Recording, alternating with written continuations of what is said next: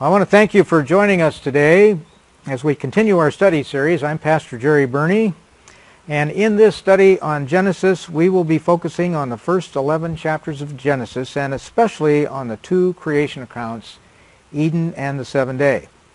Understanding that there are actually two different creation accounts, Eden and the seventh day, and that they're both true, that God purposely gave them to Moses, will help us to understand our sin, the source of evil, and our need for a Savior. Now, when evolution came along in the 1800s, the church determined that any gap in the Bible's creation narrative, such as between Genesis 1:1 and the next verse, Genesis 1:2, could lead some to accept evolution. So the church denied any gap. The church is correct. There is no gap for evolution.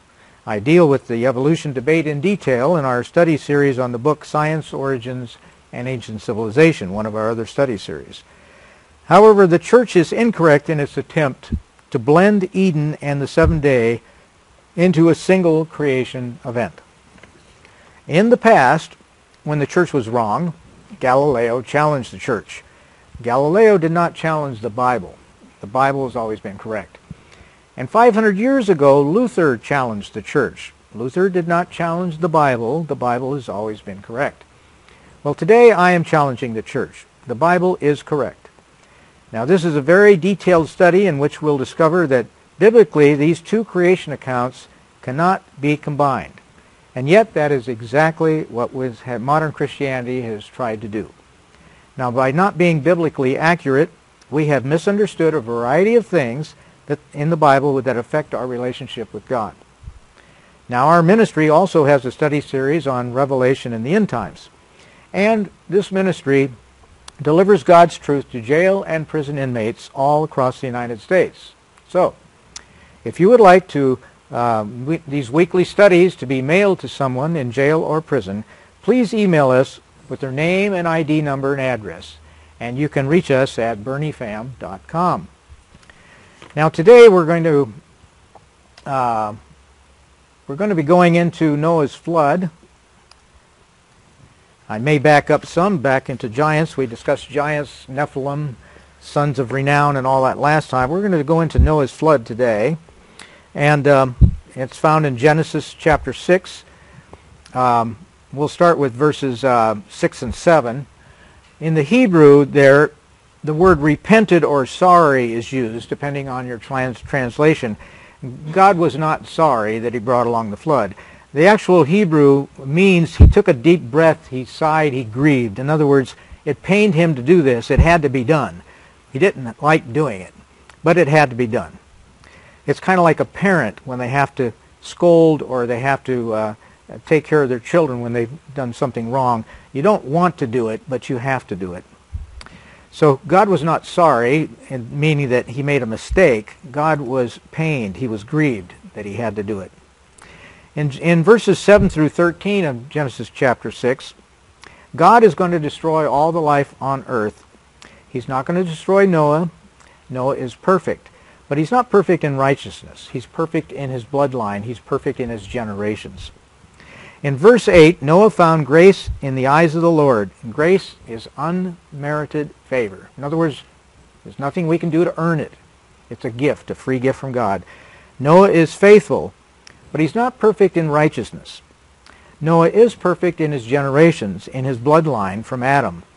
In verse 9, where it says blameless or perfect, depending on your translation, the definition means in Hebrew without blemish. And in his generations or in his time, in his descent or his family history, he's without blemish in his bloodline. The Hebrew word for perfect is taman, which means without blemish, a reference to physical purity. Now, it's not mentioned that Noah's family was perfect, just Noah. There were 8 people in the ark. If one of the 7 had been corrupted, even in previous generations by the sons of God, as we discussed previously, where Satan's plan was to destroy the generations, the bloodline, the DNA, and create a hybrid race of giants. And we discussed all the Hebrew words for that last time. So there were 8 in the ark, and even if one of them had been corrupted in previous generations by the Son of God, the fallen angels, then Satan's corruption continues into the world even after the flood. And we find out in Numbers 13 that it did. God pronounced an end to all flesh life, not the spirit or the breath of life. It was the flesh bloodline of humanity, which Satan had destroyed, that God needed to destroy. In Genesis 6, verse 14, of course, an ark was made, 2 of every kind. God had fowl, cattle, and creepy things brought on board. 2 of those from the original creation of Genesis 1:1. And of these, some were remade during the 7-day creation.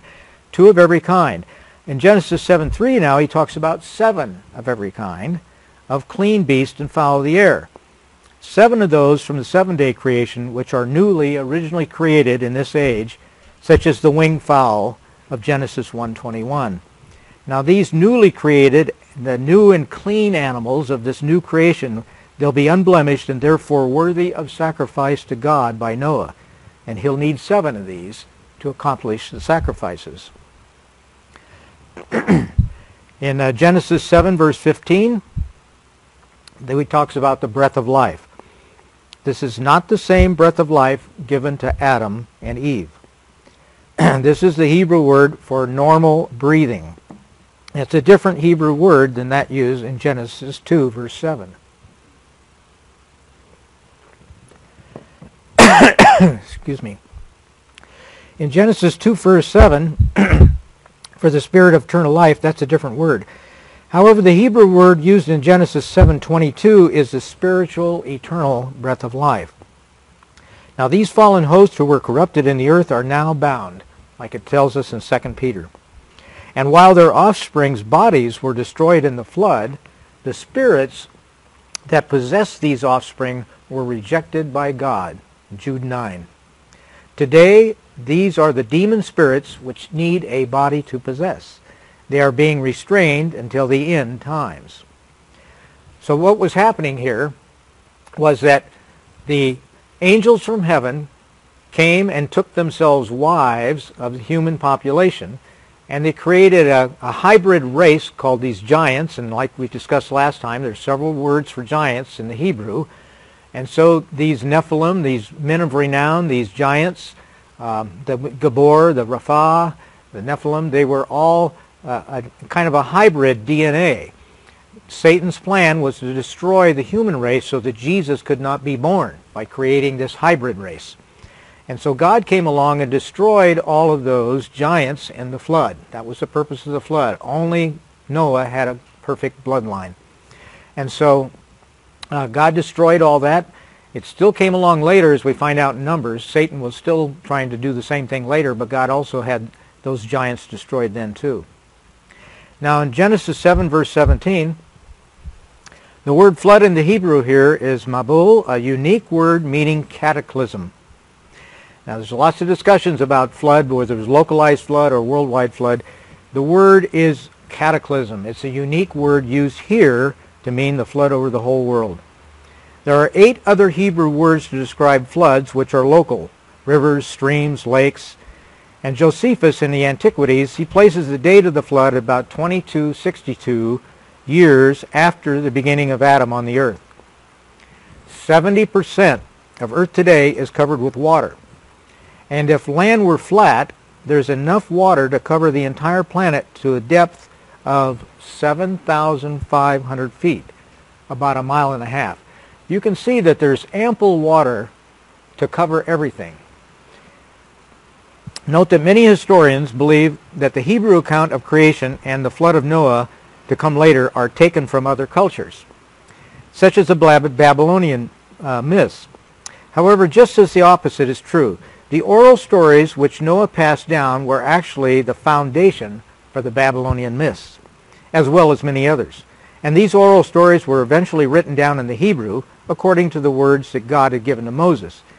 Just because the existing Hebrew texts, the parchments, do not date as early as some Babylonian clay tablets, this does not mean that the Hebrew account was taken from the Babylonians. Just the opposite. The Babylonians, as well as many others, took the accounts of the creation and Noah and made a story to fit their mythical gods. They perverted God's story. Just as the zodiac was given by God in the beginning to tell the story of salvation and has been perverted, so the early accounts passed on by Noah to his generations, those were also perverted, and just as the Bible today is being perverted by some. Now, John Morris, Ph.D., has reported on the actual earlier Babylonian tablet from the city of Nippur, which dates in Nippur, either way you want to pronounce it, which dates to about 2200 B.C., soon after the flood, and centuries before the famous Gilgamesh tablets, which date to 700 B.C. And this earlier tablet records the flood story, and it agrees in many specifics with the biblical account. So we can see that the story was perverted at a later date. Now in Genesis 8, verses 1 to 22, this is the ark's journey. In Genesis 8:1, remembered, the word remembered there, God acted on the basis of a promise. In Genesis 8:3, the water receded for 150 days. The ark rested, a new beginning, on the same day of the same month in which Christ rose, which is the Feast of First Fruits today, feast number 3. You can read about the feasts of Israel, which are a prophecy of Jesus, in the book Revelation and End Times. And the prophecies, of course, that's what Jesus told us in Luke 16. He says, if you're not going to believe the prophecies given by Moses and the prophets, you won't believe it if someone rises from the dead.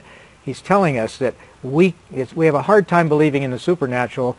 We should be able, though, to look in the Bible and see the natural. The prophecies have come true. This truly is a book from God. So, in Genesis 8:4, the 7th month became the first month, Exodus 12. Upon deliverance of Israel from bondage, which is the first feast. So we're back to the feasts again. We have the accounts here of Noah and how they relate to the feasts of Israel, and the accounts of the ark resting and landing, and the 7th month becoming the first month in Exodus 12 at the Exodus. The 17th day becomes the day of first fruits at the time of Christ. In Genesis chapter 8, verse 7 to 12, Noah sent out a raven, and then a dove, and then another dove, until the dove found land. They were different birds that were sent out. In Genesis 9, verse 1, replenish the earth. We're talking about replenishing the earth now. There's some interesting things that happen here. Replenish is to refill the earth. It's the same Hebrew word that was used in the 7-day creation of Genesis 1:28. Again, babies are to be born in order that they may hopefully be born again. Lots of babies to replenish the earth. And that's the way that Jesus tells us we can be reconciled back to him, to paradise. In John chapter 3, he says, you must be born of flesh, baby, and then be born of spirit. That's why the angels, as we discussed in one of the earlier studies, the angels cannot be saved without being born flesh. If they remain in their supernatural bodies, they will die a supernatural death. So in order to return to Paradise Eden, we must be born of flesh and then be born again, as Jesus described for us in John chapter 3 when he talked to Nicodemus. The path back to paradise is through the flesh birth, because we have to be born and then die, which is the punishment for sin. In Genesis 9, verse 3 or 4, now there's some interesting things that happen here. The eating of meat is now acceptable. And of course they make a clarification, not the blood, you're not to consume the blood, but you may eat meat now. God now allows humans to eat meat, but not consume the blood, which represents the life. In Leviticus 17:11 it says life is in the blood. Now why this change? Why was it that you could be a vegetarian before, but now it's okay to eat meat all of a sudden? There are several groups that have formed around the fact that we should be vegetarians, should be eating that. That's a healthy way of living. But geneticists tell us today that it may help us to live a little longer, have a healthier life, but it's certainly not going to expand our life by a large number of years. Genetically, we're programmed to live and die in a certain way. But we can live a little healthier diet, maybe with vegetarian by avoiding some fats and sugars, but not necessarily. The geneticists tell us that it's our breakdown of our ability to fix ourselves when our cells are breaking down. That's our problem. So, why the change though? Why did God all of a sudden say, well, you can go ahead and eat meat now? Well, in the world before the flood, mankind was involved in what Paul describes will also happen in the end times. Those who wish to keep humans away from the worshiping the Creator have provided humankind with alternatives, other ways, and these alternatives involve a commitment to certain pagan practices. In other words, Jesus says He is the way, the truth, and the life. No one comes to heaven but by Him. But all of a sudden now we find in the world, well, there's other ways. We think there's other ways. Paul describes in 1 Timothy chapter 4 the doctrine of demons, which will prevail during the end times, and these include forbidding to marry and the requirement not to eat meat. Just the opposite of God. And these practices can also be traced to the very beginnings after the flood, even possibly even before the flood.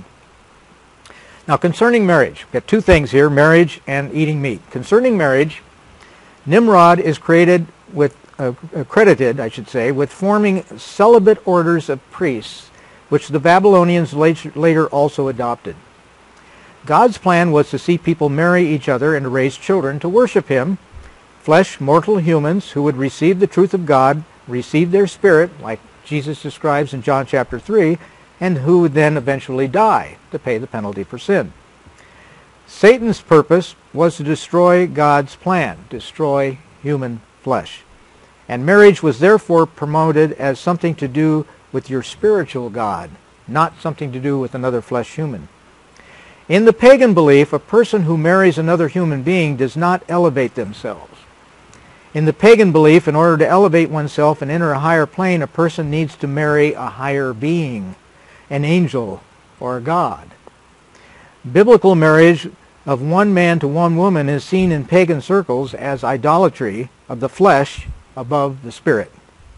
This pagan ideal still exists in our own culture today. In the end times, just as Jesus tells us that evil will rise again, Paul is also telling us that there will be those who will be holding to marriage only for the higher order of spiritual beings, and they'll want to deny marriage within the human race. Just as a return to the days of Noah, when women were marrying the angels from heaven. So, this is a perversion of God's plan for marriage. And we have other perversions today going on too, with same-sex unions, polygamy, and all these things are discussed in the marriage and divorce section in God's Plan, Satan's Plan. If you want to read about that, there's a whole section there on marriage and divorce. Satan's purpose is to destroy the means of saving the host of heaven who fell. Those who need to be born again. They need to be born flesh, mortal, to hear the truth of God, and then be born again, as Jesus tells in John chapter 3. Now, without God's plan of marriage, the plan of salvation is corrupted. And again, I would refer you to the marriage and divorce section in God's Plan, Satan's Plan. The marriage plan of God is actually the plan of salvation. In a marriage, we are to experience the joy that we all know comes from a marriage. If you've ever been to the wedding feast, that's what God talks about. The wedding feast is a joyful time. There's singing, there's dancing, there's eating of great food. It's a time of great joy, the wedding feast. And then, so that's the marriage part. Then there's the divorce part of God's plan. And the divorce part of God's plan we see in our human life. We experience great suffering. We see families ripped apart, torn apart. It is the tearing of flesh. It is a tearing of cloth. It's rough. It's hard. It's destructive. And so in God's plan of salvation, in the marriage plan for today, for us humans, God shows us the salvation plan, which is either to arrive at a joyful marriage or to arrive at the divorce. It's our choice. And so He wants us to be joined to Him in the great wedding supper to come, not to be separated out in divorce. But that's kind of our decision. Do we love God? He loves us all. He sacrificed for us. But many of us choose not to love God. Oh, we want to go to heaven, but we just don't want to commit to God. And God wants commitment in the marriage. Now, talking about this eating of meat. Now, we can look into the ancient teachings of the Hindu and Buddhist faiths, which require a person not to eat meat, not to eat flesh. Now, this is due to the pagan belief in reincarnation and the belief that you might be eating a person re-entering life in the form of another animal or insect. It's another pagan belief is that when one dies, they become part of all nature. They live in the oneness of nature, pantheism. And when God allows humans to consume meat, it's a way of doing away with Satan's pagan teachings of reincarnation. God said, you must be born flesh, and you must be born again. It doesn't matter what kind of food you eat. But in these other faiths that have come up with reincarnation, their belief is that, well, you can be reborn into another form of life. Therefore, you should be a vegetarian because you don't want to be consuming grandma or grandpa down the line. And God is saying in this, baloney, you can eat meat if you want to. So he's doing away with the pagan practices by saying, go ahead and eat meat, it's okay, whereas the pagan beliefs say you should not eat meat because you might be eating a relative. It's a way of doing away with Satan's pagan teaching of reincarnation. Mankind enjoy these foods and ignores the pagan way, and that's what's happened in a lot of ways. People want to eat the meat, so they do. They just ignore Satan's pagan ways. Now, the book of Enoch, which is not part of the Bible, of course, but it does record that the original blood drinkers were the Nephilim, and the vampire stories can be traced back to the Nephilim. Satan makes the sacred blood sacrifice a mockery by using the vampire as a mock imitation of sacrificing one life to save another.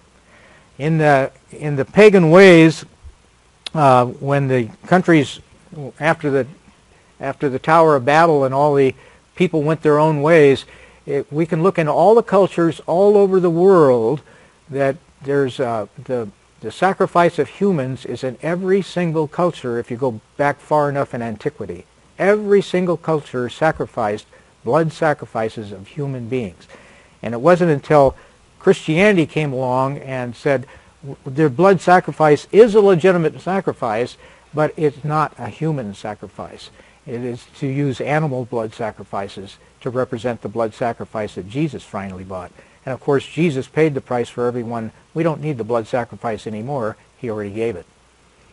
But mankind perverted God's plan. As you recall, in the very beginning in Genesis, an animal was sacrificed to cover the sin of Adam and Eve.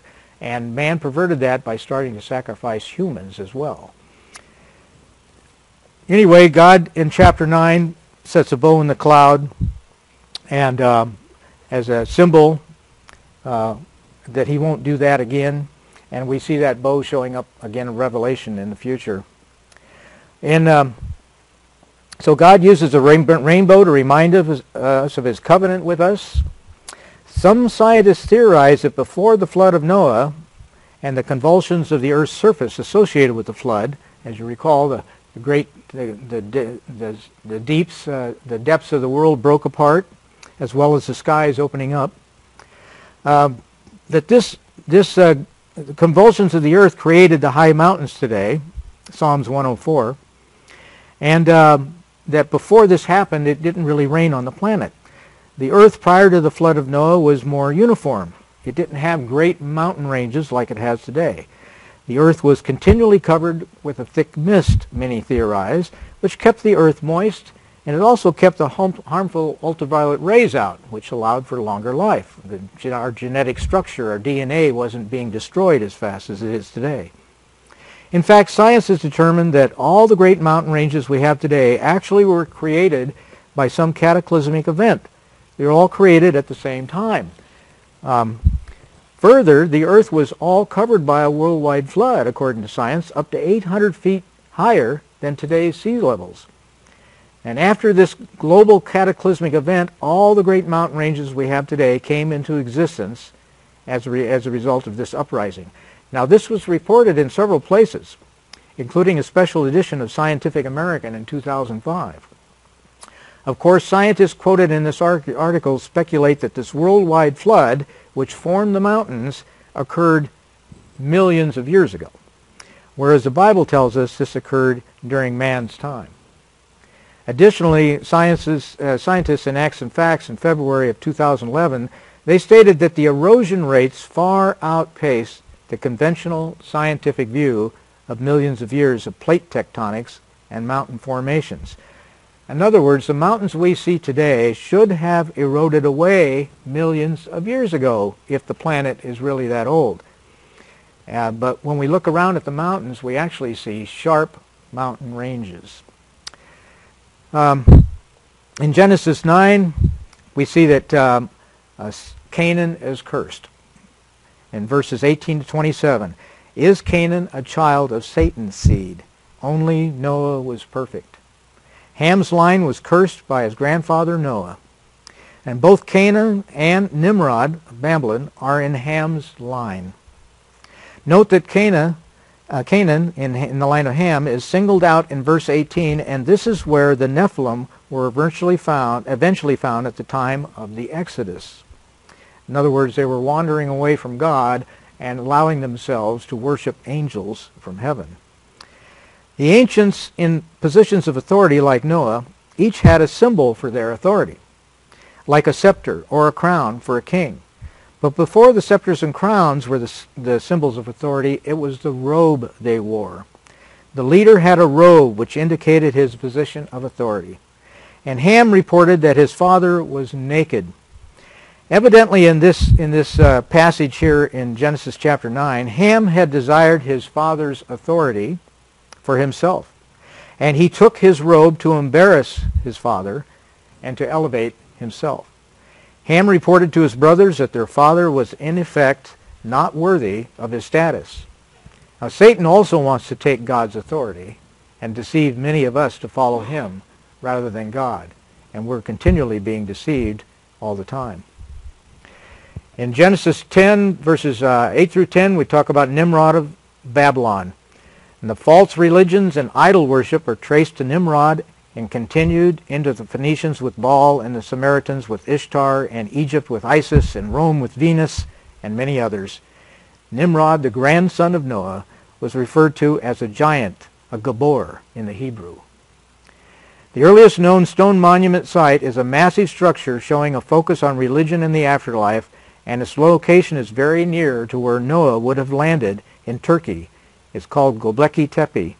And this site is featured in an article in the beginning in Biblical Archaeological Review in January of 2013. This site predates all the other sites in the world, including the Great Pyramids of Egypt. And because this ancient site is in Turkey, and because the animals carved into the stones are not native to the area, it lends evidence that man's earliest structures and civilizations originated at the very place where the Bible tells us that man first established his presence after the flood, and the animals came off the ark. The Great Pyramids of Egypt were actually built before all the other pyramids. I talk about that extensively in this book on science and origins, about the ancient civilizations. It says, the zodiac, which God's ancient story of salvation, originally given to Adam and Eve, is perverted into myth over the generations.